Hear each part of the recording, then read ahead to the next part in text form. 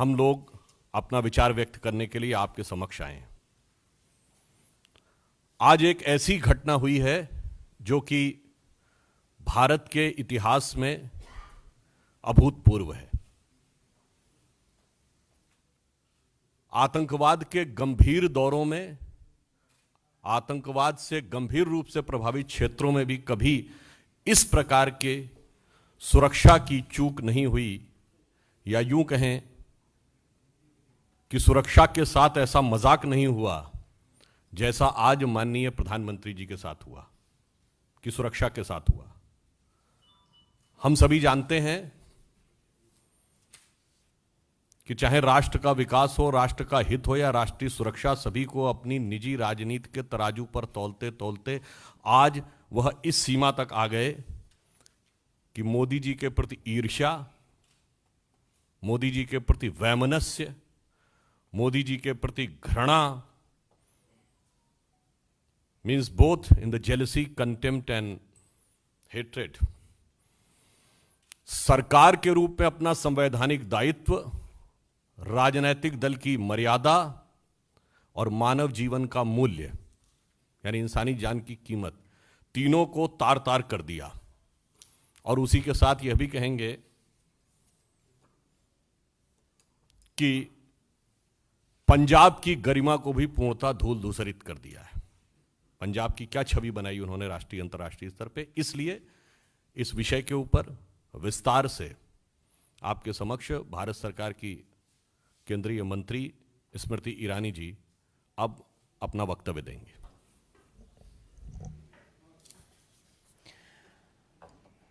Planted political instruments today were given political patronage by the Congress government in Punjab to breach the security of the Prime Minister of India. Never before in the history of our country has a state government knowingly constructed a scenario where the Prime Minister of the country will be brought to harm. Never before in the history of our country were police functionaries in a state directed, convenienced to breach the security of the Prime Minister and bring him to physical harm.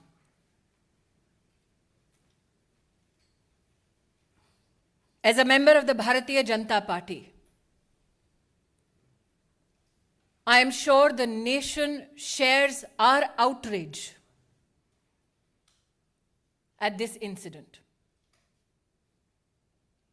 We know that the Congress party hates Modi, but today they tried to harm the Prime Minister of India. Such is the breakdown of law and order in the state of Punjab that the DGP police claims he is incapable of providing security support to the Prime Minister's office, to the Prime Minister's security detail. Such is the state of administration in Punjab that a security detail, a security run, that is a protocol administratively to be followed for the head of state, was today dismantled so that Narendra Modi could be brought to harm. The questions we as BJP Karyakarta and the nation needs to ask the Congress government in Punjab: why did the DGP police give an all clear to the Prime Minister's security detail for the route that the Prime Minister was to undertake? Who in the Punjab government gave information about the Prime Minister's route to individuals who planted themselves atop the flyover. Video evidence now publicly available brings such questions to the fore. When the Prime Minister's security detail contacted Punjab Police with regards to the circumstance of the Prime Minister's cavalcade atop the flyover, where there was a 20-minute exposure and a breach of security of the Honorable Prime Minister, why did those who lead security arrangements on behalf of the state government not respond to any call or efforts to communicate to secure the Prime Minister? As Sudhanshu ji has said, these are not mere charges. This is the reality of Punjab under a Congress government. What enrages people like us even more is this: that when the Prime Minister of India had his security breached, Congress leaders erupted with joy, asking him how his Josh was. The Prime Minister, magnanimous as ever, it is reported in the media, on his way back, it seems, communicated कि जिंदा लौट रहा हूं. I would like to tell the Congress establishment, Modi became the Prime Minister of India with the blessings of the people of India. Narendra Modi went to Punjab today to dedicate projects worth 42,000 crores for the people of Punjab. When you can't answer on issues of development, this is the depths to which you will fall. The questions, I repeat. Why was the Prime Minister's security detail given a false clearance of the route that the Prime Minister was to be undertaken? Why did the security detail not receive any response from the state administration when the Prime Minister's security was breached and there was an exposure in his security for 20 minutes? And why did the Congress leadership erupt with joy when the Prime Minister of your country and mine had his security breached? Planted political instrument today sought to bring harm to the office, the institution of the Prime Minister of India. We, as a political organization and citizens, would not reduce ourselves only and limit ourselves to expressing rage, to expressing anguish. We now demand answers. We as Karyakartas, me and Sudhanshu ji, believe that the MHA has asked for a report on this issue. And my hope is that those who tried to bring the Prime Minister to physical harm are met with justice. Bharat के इतिहास में आज पंजाब की पुण्य धरती पर कांग्रेस के खूनी इरादे नाकाम रहे. जो लोग कांग्रेस पार्टी में मोदी से घृणा करते हैं, वो आज देश के प्रधानमंत्री को, उनकी सिक्योरिटी को किस तरह से भंग किया जाए उसके लिए प्रयासरत थे. जो आक्रोश आप मुझ में और सुधांशु जी में देख रहे हैं, वो मात्र हमारे राजनीतिक संगठन तक सीमित नहीं है। हमने बार बार कहा, नफरत मोदी से कांग्रेस को है, हिसाब हिंदुस्तान से और हिंदुस्तान के प्रधानमंत्री से ना कीजिए। पंजाब सरकार को, कांग्रेस को आज जवाब देना होगा। प्रधानमंत्री किस रूट से एक स्थल पर पहुंचते हैं, उस पूरे रूट की सुरक्षा का प्रबंध और कोई भी गतिरोध नहीं है, ऐसा आश्वासन पंजाब पुलिस ने प्रधानमंत्री जी के सुरक्षा दस्ते को दिया। क्या जानबूझकर प्रधानमंत्री जी के सुरक्षा दस्ते को झूठ बोला गया? प्रश्न 2, प्रधानमंत्री जी के पूरे कैवलकेड को जब रोकने का प्रयास हुआ, 20 मिनट तक जब उनकी सुरक्षा भंग की गई, जिन लोगों ने प्रधानमंत्री की सुरक्षा को भंग किया, उन लोगों को प्रधानमंत्री की गाड़ी के पास तक, उस स्थल तक किसने और कैसे पहुंचाया? क्योंकि हिंदुस्तान में हर नागरिक जानता है कि प्रधानमंत्री की इस वक्त की मूवमेंट कहां, कब, कैसे हो रही है, यह साधारणतः जानकारी उपलब्ध नहीं होती। उस क्षण किसने उन लोगों को फ्लाईओवर पर भेजा, ठहराया, व्यवस्था की, इसका जवाब पंजाब की कांग्रेस सरकार को देना होगा। इस घटनाक्रम के दौरान कांग्रेस के युवा नेतृत्व ने जोश का, उत्सव का इजहार किया। किस बात का उत्सव है उनका? किस बात का जोश है कि देश के प्रधानमंत्री को मौत की कगार पर ले गए थे? मुझे आक्रोश इस बात का है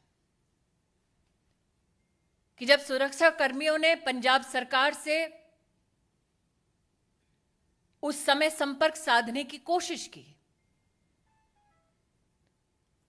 तो मुख्यमंत्री के दफ्तर से किसी ने भी संवाद नहीं किया। किस बात का इंतजार कर रही थी कांग्रेस की सरकार पंजाब में? शायद इसीलिए मीडिया में जो रिपोर्ट्स हैं कि लौटते वक्त प्रधानमंत्री जी ने, शायद मीडिया में कुछ लोगों ने इसको रिपोर्ट किया है कि चन्नी जी के लिए संदेश दिया कि जिंदा लौट रहा हूं। मैं आज कांग्रेस पार्टी से कहना चाहती हूं, नरेंद्र मोदी देश के प्रधानमंत्री बने देश के नागरिकों के वोट और आशीर्वाद से। उन्हें ध्वस्त करना है तो इलेक्शन में करते हैं। ये साजिश रचने की क्या जरूरत थी? इन सभी सवालों को मात्र मैं या सुधांशु जी नहीं पूछ रहे, राष्ट्र भर में ये सवाल उठ खड़े हुए हैं। लेकिन वो लोग जो इस षड्यंत्र का हिस्सा हैं, उनसे कह दो कि मेरा विश्वास है कि न्याय निश्चित रूप से होगा। बैर मोदी से है, लेकिन देश के प्रधानमंत्री का बाल बांका करने की यह साजिश, इस साजिश को देश समर्थन नहीं देगा।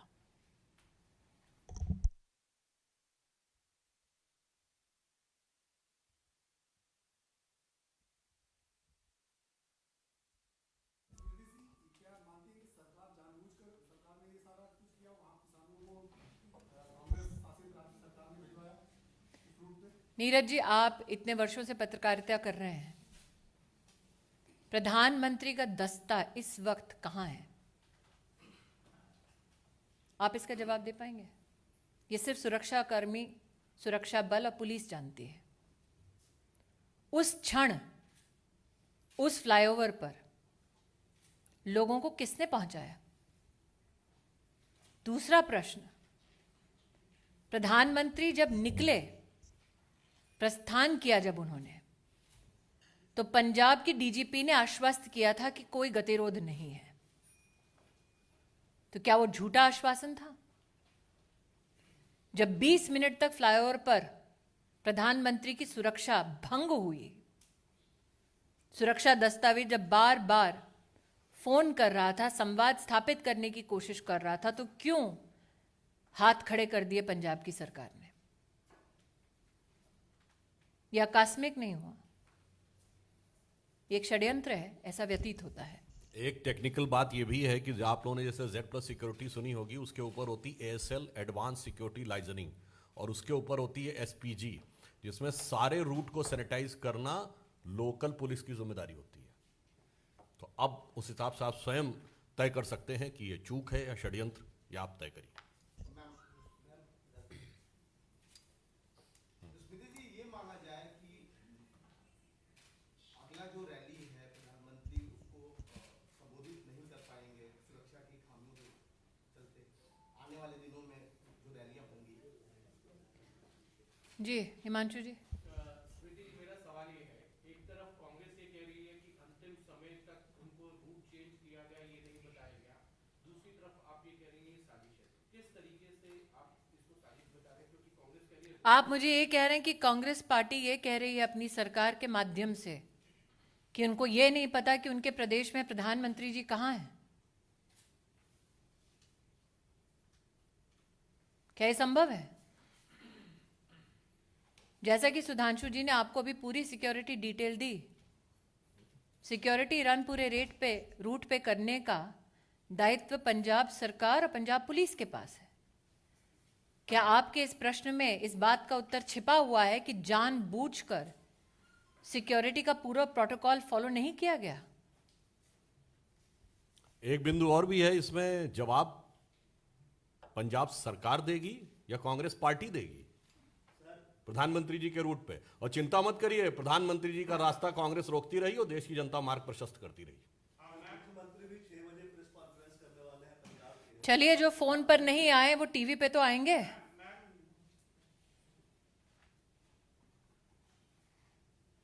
फोन पे आ जाते सुरक्षा कर्मियों के लिए तो शायद प्रेस कॉन्फ्रेंस करने की नौबत नहीं आती। और पंजाब के मुख्यमंत्री, उनकी कितनी काबिलियत है, ये कांग्रेस पार्टी के पंजाब प्रदेश के अध्यक्ष से पूछिए ना।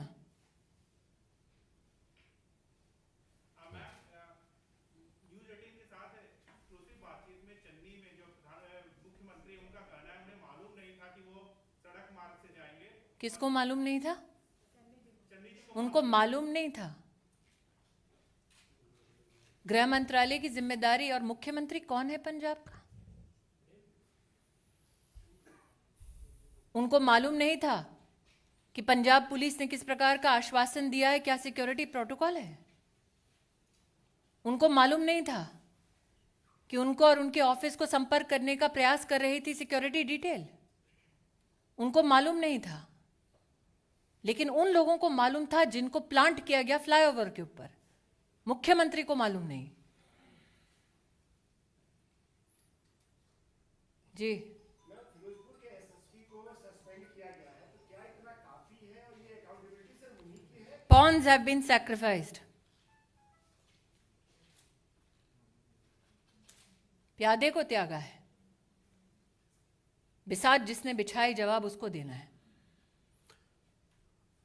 प्रधानमंत्री जी की सुरक्षा का निर्णय राज्य स्तर के एजेंसीज लेती हैं कि जिले स्तर पे? और जो आपने कहा कि वो कह रहे हैं कि उनको मालूम नहीं था, इससे स्पष्ट है कि पंजाब के मुख्यमंत्री का पार्टी संगठन से तो समन्वय था नहीं, और प्रशासन से भी समन्वय नहीं है।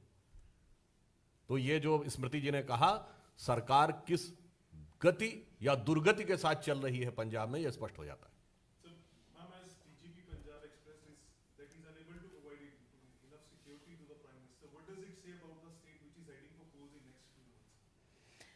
When you bring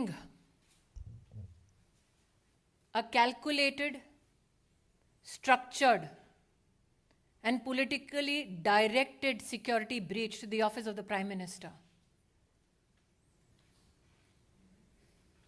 You sully the name of the institution. You sully the office that you hold. But more so, can somebody who is a part of an administration that is responsible to provide security deliberately partake in dereliction of duty so that the Prime Minister is brought to physical harm?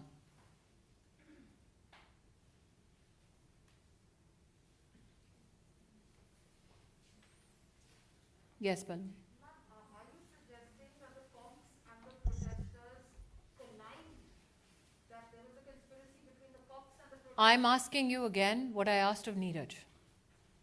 You are a journalist of repute.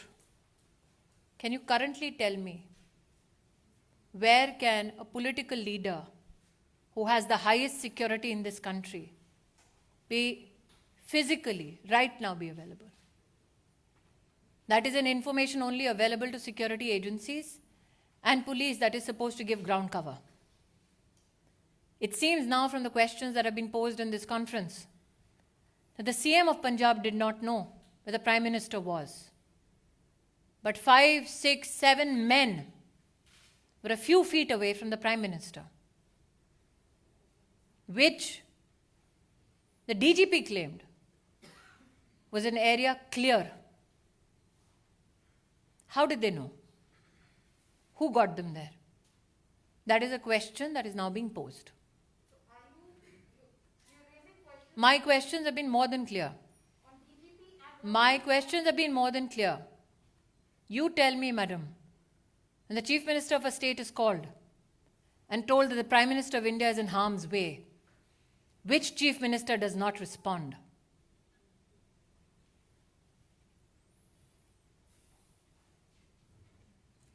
वो देश के प्रधानमंत्री हैं, मात्र BJP के नहीं. Thank you. और कुछ एक मैं अंत में एक बात ये भी कह दूं जो आपने कही, जब कांग्रेस पार्टी का कोई ऑफिशियल व्यक्ति ये कहता है कि हाउ इज द जोश, तो ये हृदय में बहुत वेदना और जनता में स्तब्धता उत्पन्न करता है. और मोदी जी विगत 50 वर्षों से जोश के साथ देश के लिए काम कर रहे हैं, ये वो पार्टी के लोग कह रहे हैं. तो एक पंक्ति कहना चाहूंगा, बहुत बर्फीला और ठंड का मौसम है ना, तो न जो बर्फ की आंधियों से लड़े हैं, कभी पग न उनके शिखर पर पड़े हैं, जिन्हें देश से कम अधिक प्यार खुद से, वही मुंह छुपाकर विदेश में पड़े हैं.